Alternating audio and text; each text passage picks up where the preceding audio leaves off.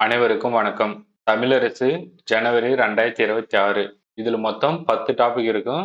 நம்ம ஒரு டாபிக்கா பார்த்துனலாம். இதுல ஃபர்ஸ்ட் திருக்குறள் கொடுத்துனுப்பாங்க.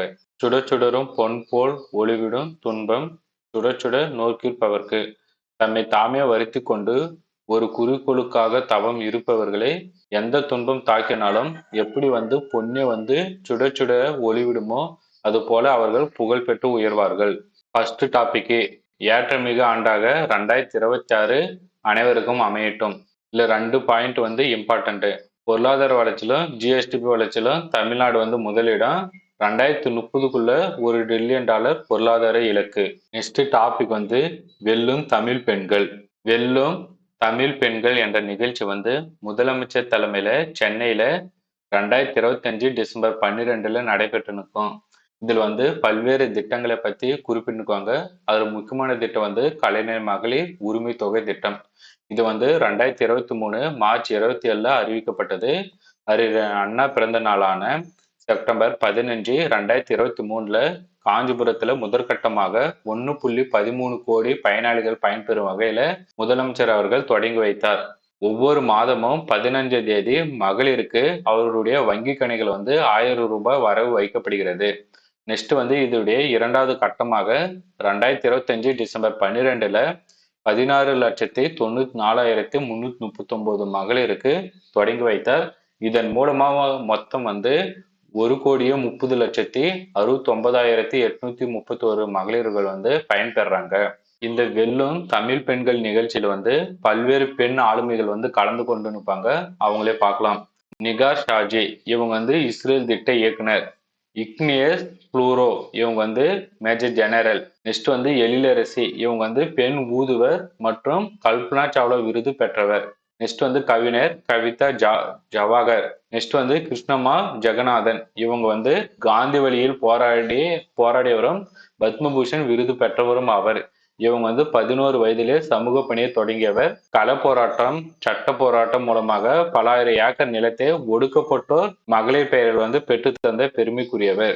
நெக்ஸ்ட் செல்வி துளசிமதி முருகேசன் இவங்க காஞ்சிபுரத்தை சேர்ந்த பேட்மிண்டன் விளையாட்டு வீராங்கனை. இவங்க 2024 பாரா ஒலிம்பிக் பேட்மிண்டன்ல வெள்ளி பதக்கம் வென்றாங்க.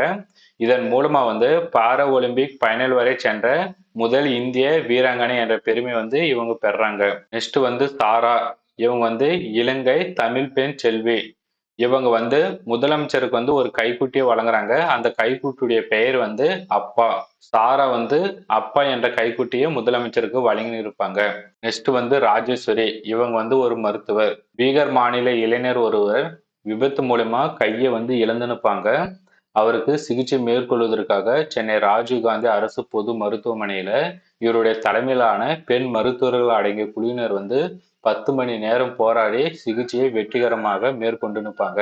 அந்த சிகிச்சையுடைய பெயர் கிராஸ் அண்ட் ரீப்ளேட்டேஷன். நெக்ஸ்ட் இந்தியா முழுவதும் தொழிற்சாலை வேலை பார்க்கின்ற பெண்களில் 43% தமிழ்நாட்டை சேர்ந்தவர்கள். இதன் மூலமா தமிழ்நாட்டில் 16% ஜிஎஸ்டிபி பொருளாதார வளர்ச்சி அடைந்திருக்கும். தந்தை பெரியாருடைய கூற்று. ஆணுக்கு என்னென்ன உரிமைகள் எல்லாம் இருக்கின்றதோ அது எல்லாம் பெண்களுக்கு கிடைக்க வேண்டும் என்று சொல்லி நிற்பாரு. நெக்ஸ்ட் டாக்டர் கலைஞர். இவர் இந்தியாவிலே முதலாக 1989 பெண்களுக்கு குடும்ப சொத்தில் சம உரிமை உண்டு என்ற சட்டம் இயற்றி நிற்பாரு. மகளிர் சுய உதவி குழுவை தொடங்கி நிற்பாரு. காவல்துறையில் இந்தியாவிலே முதலாக பெண்களை நியமனம் செய்தவர் இவர்தான். நெக்ஸ்ட் திட்டம் மகளிர் விடியல் பயண திட்டம். முதலமைச்சர் அவர்கள் பொறுப்பேற்ற போது அவர் போட்ட முதல் கையெழுத்து இந்த திட்டத்துக்காகத்தான். இது 2021 மே 17 கொண்டு நிற்பாங்க. இந்த திட்டத்தினுடைய முக்கிய நோக்கம் மகளிர் இலவச பேருந்து பயண திட்டம். நெக்ஸ்ட் திட்டம் வெற்றி நிச்சய திட்டம். இந்த திட்டத்தினுடைய முக்கிய நோக்கமே வேலையற்ற இளைஞர்களுக்கு வேலை வாய்ப்பை ஏற்படுத்தி தருதல். நெக்ஸ்ட் தோழி விடுதிகள் திட்டம். இது பெண்கள் வெளியிடத்துல போய் தங்கி பணிபுரிவதற்காக விடுதி தேவைப்படுது. அதற்காக குறைந்த கட்டணத்தில் பெண்கள் தங்கும் விடுதி ஏற்படுத்தி நிற்பாங்க. இது தமிழ்நாடு அரசின் சமூக நலன் மற்றும் மகளிர் உரிமைத்துறையின் கீழ் செயல்படுகிறது. நெக்ஸ்ட் பாலின வள மையம். வன்முறையால் பாதிக்கப்பட்ட பெண்களுக்கு வந்து மருத்துவ உதவி, சட்ட ஆலோசனை, உளவியல் ஆலோசனை மற்றும் தற்காலிக தங்குமிடம் இது அனைத்தும் ஒரே இடத்தில் வழங்குவதே இதனுடைய முக்கிய நோக்கம். 3வது டாபிக் வந்து மதுரை நலத்திட்ட உதவிகள். இதுல வந்து சும்மா பேரா கொடுத்துனுப்பாங்க. 417.43 கோடி மதிப்பீட்டுல 1,77,562 பயனாளிகளுக்கு நலத்திட்ட உதவிகள் மூலமா பயனடைந்திருப்பாங்க. இதுல இதுதான் இம்பார்ட்டன்ட் பாயிண்ட். மதுரை தொண்டி சாலையில் உள்ள மேல மடையில 150 கோடி ரூபாய் செலவில கட்டப்பட்டுள்ள 4 வழித்தடை சாலை சந்திப்பு மேம்பாலத்திற்கு வந்து வீரமங்க வேலுநாச்சியருடைய பெயர் வந்து சூட்டினுப்பாங்க. நெக்ஸ்ட் டாபிக் வந்து மதுரை முதலீட்டாளர்கள் மாநாடு டிஎன் ரைசிங். பிஐ குழுமம் இது வந்து தைவான் நாட்டை சேர்ந்தது. மதுரையில தோல் அல்லாத காலணிகள் உற்பத்தி திட்டம். உண்டாய் நிறுவனம் கப்பல் கட்டுமான திட்டம். எஸ்எஃப்ஓ டெக்னாலஜிஸ் தேனியில் வந்து மின்னணு உபபாகங்கள். ரிலையன்ஸ் இண்டஸ்ட்ரீஸ் தென் மாவட்டங்களில உயிர் எரிசக்தி துறை. இது எல்லாமே நிறுவனம். இது எல்லாமே அதை எதை வந்து உற்பத்தி செய்து அதை பத்தி கொடுத்துனுப்பாங்க. நெக்ஸ்ட் வந்து மதுரை மாஸ்டர் பிளான் 2044 91 புரிந்துணர்வு ஒப்பங்கள் மேற்கொள்ளப்பட்டது. இது வந்து நகர ஊரக இயக்கம் வந்து தயாரித்துள்ளது. நெக்ஸ்ட் வந்து தமிழ்நாடு பொம்மைகள் உற்பத்தி கொள்கை 2025. கைவினை கலைஞர்களின் பாரம்பரிய பொம்மைகள் உற்பத்தி திறனை உயர்த்தும் வகையில இக்கொள்கை வந்து வெளியிடப்பட்டது. எந்தெந்த பகுதினா விளாச்சேரி, தஞ்சாவூர், அம்பாசமுத்திரம். நெக்ஸ்ட் வந்து உணவு பதப்படுத்துதல் துறை. உழவர்களின் வாழ்வாதாரத்தை மேம்படுத்தும் வகையில வந்து தமிழ்நாடு உணவு பதப்படுத்துதல் வேளாண் ஏற்றுமதி மேம்பாட்டு கழகம் வந்து இந்திய வேளாண் ஆராய்ச்சி நிறுவனத்தின் கீழ் செயல்படும் 9 முக்கிய தேசிய நிறுவனங்கள் மைசூர் மத்திய உணவு தொழில் ஆராய்ச்சி நிறுவனத்துடன் வந்து முதலமைச்சர் முன்னிலையில் வந்து புரிந்துணர்வு ஒப்பந்தம் மேற்கொள்ளப்பட்டது. நெக்ஸ்ட் வந்து பொங்கல் பரிசு தொகுப்பு. இது வந்து 2026 ஜனவரி 8 வந்து சென்னை பற்றோடு நியாய விலைக்கடையில வந்து முதலமைச்சர் அவர்கள் தொடங்கி வைக்கிறாரு. எத்தனை குடும்ப அட்டைதாரர்கள்னு பாத்தீங்களா 2,22,91,710 குடும்ப அட்டைதாரர்கள். அவர்கள் அனைவருக்குமே 1 கிலோ பச்சரிசி, 1 கிலோ சர்க்கரை, ஒரு முழு நீலக்கரும்பு மற்றும் 3000 ரூபாய் வழங்கப்பட்டது. நெக்ஸ்ட் வந்து நேதாஜி சுபாஷ் சந்திர போஸ். இவருடைய பிறந்த நாள் வந்து ஜனவரி 23. 1943 பிப்ரவரி 8 ஜெர்மனி விட்டு வெளியேறி 1943 ஜூன் 13 டோக்கியோ சென்றடைந்தார். அங்கு வந்து ஜப்பான் பிரதமர் இங்கிலாந்தை தோற்கடித்ததும் இந்தியாவிற்கு சுதந்திரம் தருவதாக ஜப்பான் பாராளுமன்றத்தில் அறிவித்தார். சிங்கப்பூருக்கு நேதாஜி வந்தவுடன் அனைத்து பொறுப்புகளையும் ராஜ் பிகாரி போஸ் என்பவரிடம் ஒப்படைத்தார். பின்பு 5000 இந்தியர்கள் முன்னிலையில் இந்திய தேசிய இராணுவத்தின் தலைமை பொறுப்பை ஏற்றுக்கொண்டார். அப்போதுதான் அவருக்கு நேதாஜி என்ற பட்டம் வழங்கப்பட்டது. அடுத்த நாள் டெல்லி நோக்கி செல் என்ற முழக்கத்தை தொடுத்தார். நேதாஜி அவர்கள் ஜூலை 6 இந்திய தேசியப்படையின் அணிவகுப்பை பார்வையிட வருமாறு விடுத்த அழைப்பை ஏற்று ஜப்பான் பிரதமர் தோஜோ வந்து அணிவகுப்பை பார்வையிட்டார். 1943 அக்டோபர் 21 நேதாஜி இந்திய சுதந்திர அரசாங்கத்தை அமைத்து அரசாங்கத்தின் பிரதமரானார்.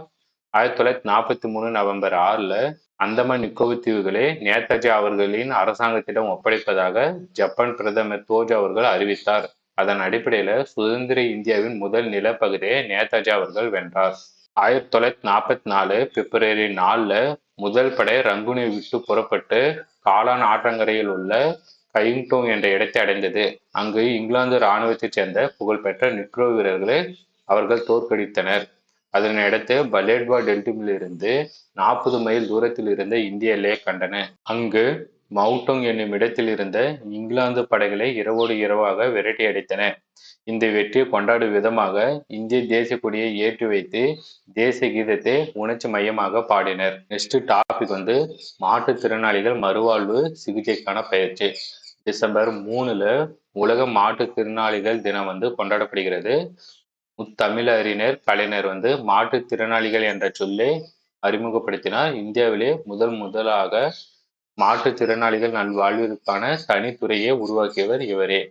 நெக்ஸ்ட் வந்து மாற்றுத்திறனாளிகளுக்கான நலத்திட்ட உதவிகள். மாதாந்திர உதவித்தொகை வந்து 2000 ரூபாயாக உயர்த்தப்பட்டது. அவர்களுடைய கல்வி உதவித்தொகை 2 மடங்காக உயர்த்தியது. அரசு போக்குவரத்து கழகத்துல வந்து பயணம் செய்யும் போது அவங்களுக்கு 75% பயண கட்டண சலுகை வழங்குவது. நெக்ஸ்ட் வந்து தமிழ்நாடு நகர்ப்புற உள்ளாட்சி அமைப்புகளில் மாற்றுத்திறனாளிகள் நேரடியாக தேர்தலில் போட்டியிடாமல் நியமன முறையில் உறுப்பினர்களை தேர்ந்தெடுப்பதற்காக தமிழ்நாடு சட்டமன்ற பேரவையில 2025 ஏப்ரல் 16 வந்து சட்ட திருத்தம் கொண்டு வராங்க. இதன் அடிப்படையில் 650 மாற்றுத்திறனாளிகள் நகர்ப்புற உள்ளாட்சிகளிலும் 12,913 மாற்றுத்திறனாளிகள் கிராம பஞ்சாயத்துகளிலும் 388 மாற்றுத்திறனாளிகள் ஊராட்சி ஒன்றியங்களிலும் 37 மாற்றுத்திறனாளிகள் மாவட்ட ஊராட்சிகளிலும் நியமனம் செய்யப்படும் வகையில சட்ட திருத்தம் கொண்டு வரப்பட்டது. நெக்ஸ்ட் டாபிக் வந்து திருவண்ணாமலை நலத்திட்ட உதவிகள். இதுல வந்து சும்மா பேரா கொடுத்துனுக்குவாங்க. இதுல எதுவுமே அவ்வளவு இம்பார்ட்டன்ட் கிடையாது. இது மட்டும் சும்மா பாத்துக்காங்க. 1400 கோடியே 57 லட்சம் மதிப்பீட்டுல 2,66,194 பயணிகளுக்கு நலத்திட்ட உதவிகள் வழங்கப்பட்டது. நெக்ஸ்ட் டாபிக் வந்து கள்ளக்குறிச்சி நலத்திட்ட உதவிகள். இது வந்து கொஞ்சம் பேரா கொடுத்துனுக்குவாங்க. இதுல அவ்வளவு இம்பார்ட்டன்ட் இருக்காது. இது மட்டும் கொஞ்சம் பார்த்துக்காங்க. 1045 கோடி மதிப்புல 2,16,056 பயணிகளுக்கு அரசு நலத்திட்ட உதவிகள் வழங்கப்பட்டது. நெக்ஸ்ட் வந்து இது கொஞ்சம் முக்கியமானது. டிஎன்பிஎஸ்சில இதுக்கு முன்னாடி இது கேட்டுக்கிறாங்க. இது கொஞ்சம் பார்த்துக்காங்க.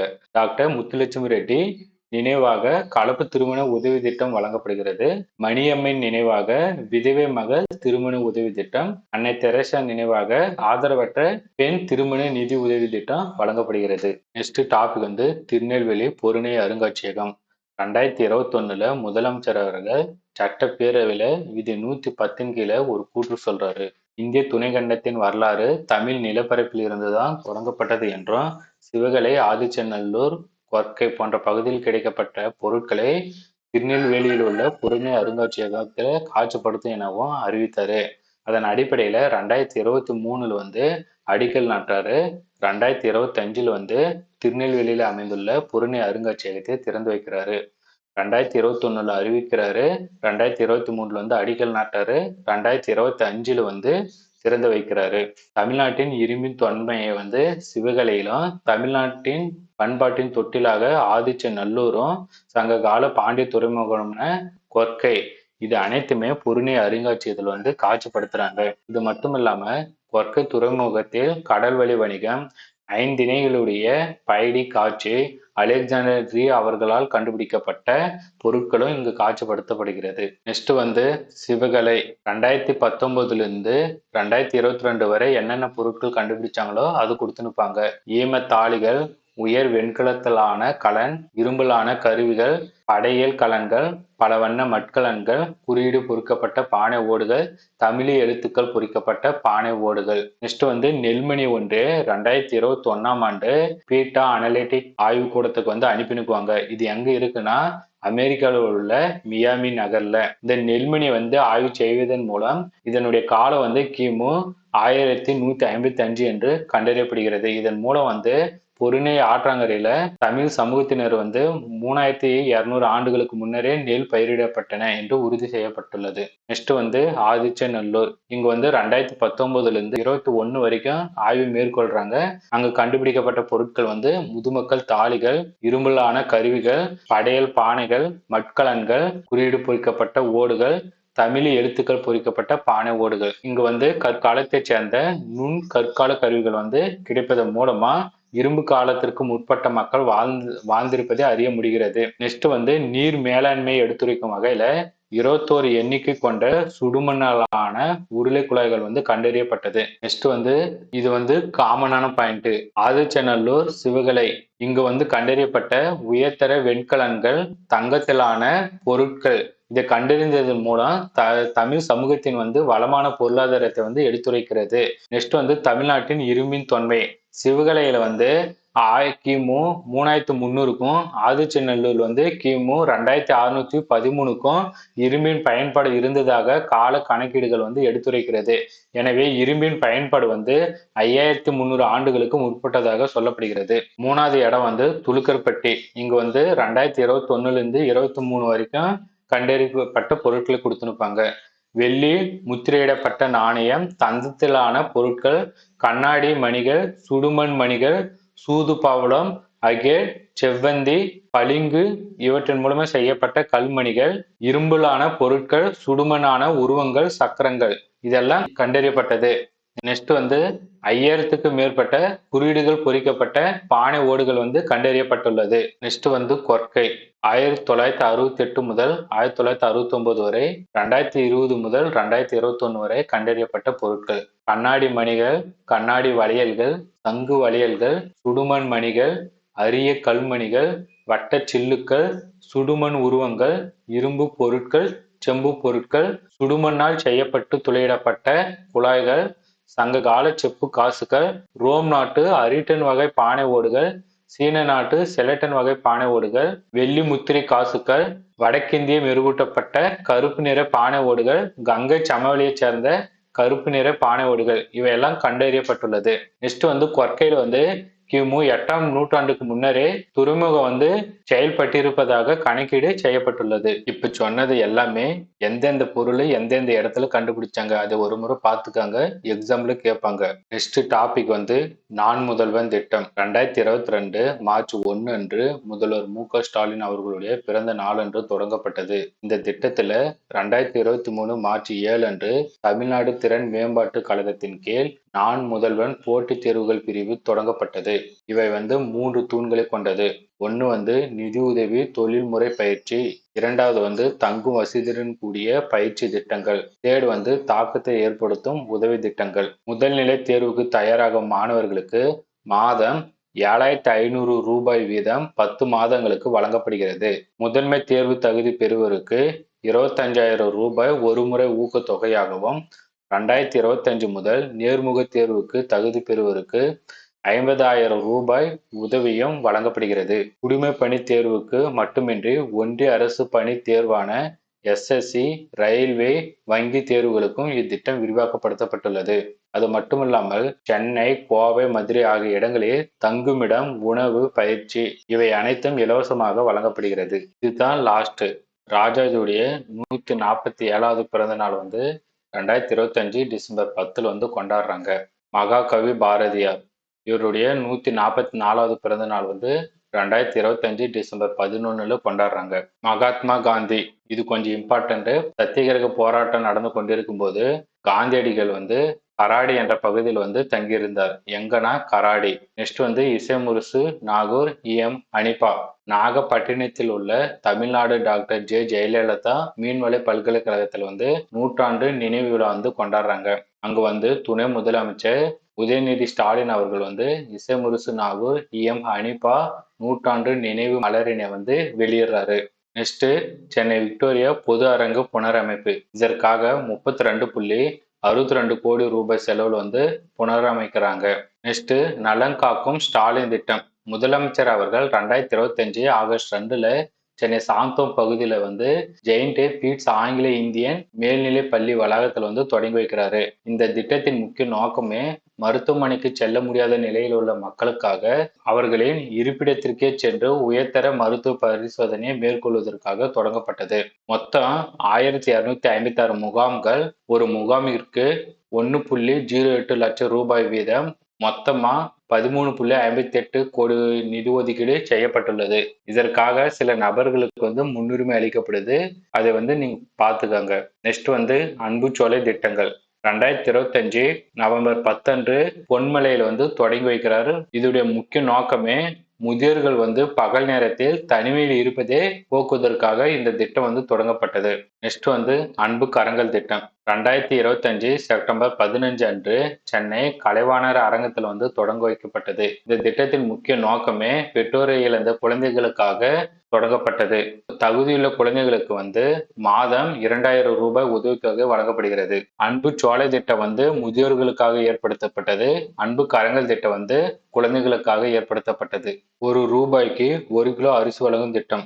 அறிஞர் அண்ணா கனவு திட்டமான இத்திட்டம் சென்னை ராதாகிருஷ்ணன் நகரில் செப்டம்பர் 15, 2008 அன்று கலைஞர் அவர்களால் தொடங்கி வைக்கப்பட்டது. தூய்மை பணியாளர்களுக்கு முதலமைச்சரின் உணவு திட்டம். 2007ல தூய்மை பணியாளர்கள் நலவாரியம் கலைஞர் அவர்களால் அமைக்கப்பட்டது. காலை, மதியம், இரவு என சுழற்சி முறையில் இவர்களுக்கு முதலமைச்சரின் உணவு திட்டம் சென்னை கலைவாணர் அரங்கில் நவம்பர் 15, 2025 அன்று முதலமைச்சர் அவர்களால் தொடங்கி வைக்கப்பட்டது. நெக்ஸ்ட் வந்து தாயுமானவர் திட்டம் 2025 ஆகஸ்ட் 2ல சென்னை தண்டையார்பேட்டையில வந்து தொடங்கப்பட்டது.